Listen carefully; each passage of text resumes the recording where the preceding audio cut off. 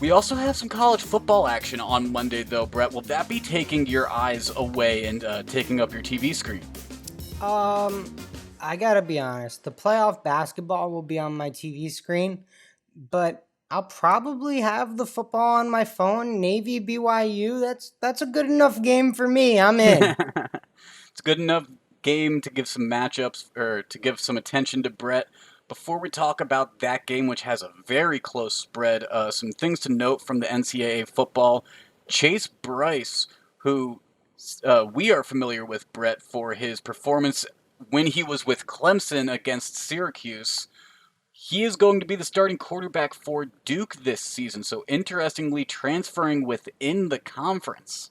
Yeah, I want to say it was 2 years ago. Syracuse went down to Clemson and really dominated that game for about 3.5 quarters. And Trevor Lawrence actually got knocked out in that game. And Chase Mm-hmm. Bryce and Travis Etienne literally saved Clemson's season. That was my first time ever hearing the name Chase Bryce, and I never wanted to hear it again. So hearing that he's starting for another ACC team, chalk that up as a loss for the Cuse. But I think this may help the Duke win total out for those people that might be interested in that. I would be interested. I think Chase Bryce is a really good quarterback, especially for college football. He's kind of a dual threat. Might be able to help get Duke over whatever their projected win total was. And then some news out of the SEC. Tennessee, the Vols, they had to scrap a scrimmage because of COVID contact tracing. So that's a little concerning considering they haven't played a game yet. So what's going to happen once these teams play a game? 44 players were scratched from this scrimmage. They had 30 players left, Higgins. That is Concerning. That's deeply concerning. Thank you. Thank you for finishing my sentence. I couldn't find the words. But yeah, I'd say that's deeply concerning is the right word, but honestly, it's beyond that. That is it's scary. problematic. We saw something happen in the Texas State SMU game where Texas State lost all their tight ends before the game, so they had O linemen playing tight end, and the Big 12 says you must have one quarterback on your roster and seven O linemen in order to play the game. So like this is something to keep an eye on for sure. I guess good news for Tennessee. It happened the week before they're scheduled to play, so that's good, I guess. Are we going to see some players on both sides of the ball in college football this season, you think?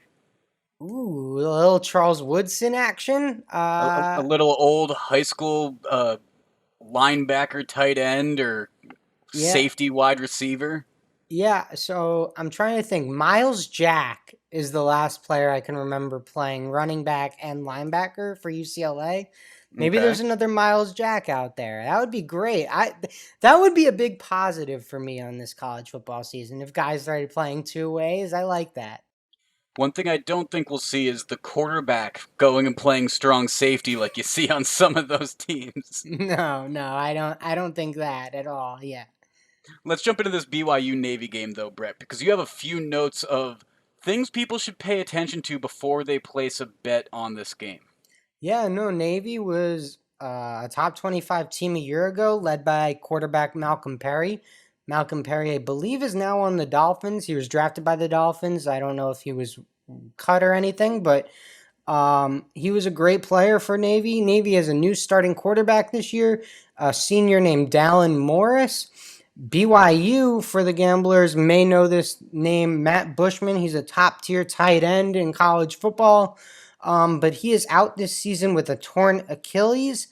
But positive news for Navy, they do return 21 rushing touchdowns in their backfield. And Navy runs the ball a lot, so I'm almost more curious how many rushing touchdowns they lost, but 21 is a lot of rushing touchdowns to bring back between two fullbacks. So there is some positive for Navy in that backfield.